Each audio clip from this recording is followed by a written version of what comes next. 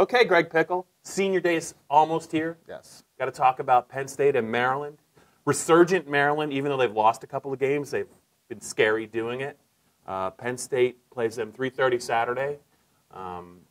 And Maryland's got probably the hottest running back maybe in college football, certainly in the Big Ten, in the McFarland kid, Anthony McFarland. They just nearly beat Ohio State last week. Probably should have beat Ohio State last week in the 52-51 thriller. But let's talk about Penn State coming off a 20-7 win over Rutgers, 2-touchdown favorites.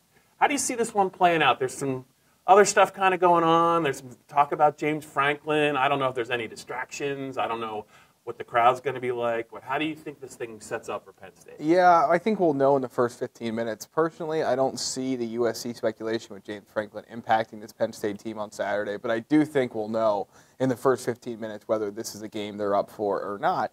And on the other sideline, the question I think you have to ask yourself is, did Maryland expand all its energy, everything it's been through, the death of Jordan McNair, all the off-field distractions, DJ Durkin paid leave, reinstated, fired in about the span of 72 hours.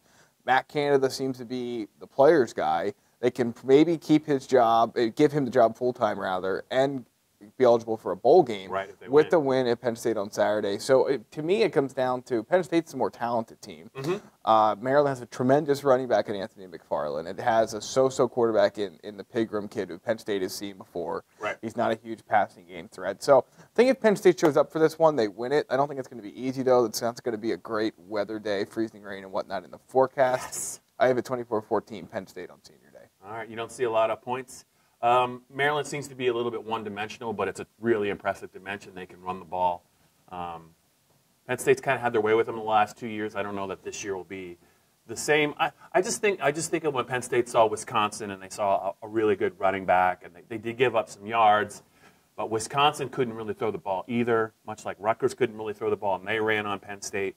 I just think that this defense that they're facing isn't really as good as obviously Wisconsin's. I'm not even sure it's as good as Rutgers playing away from College Park. I think it's 38-20 Penn State. I really have a hard time seeing them losing the game.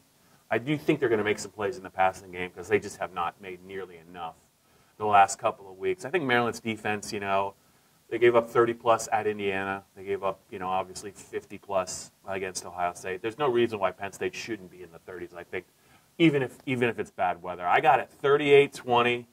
That'll get them to 9-3. Then we'll see where they end up for the postseason.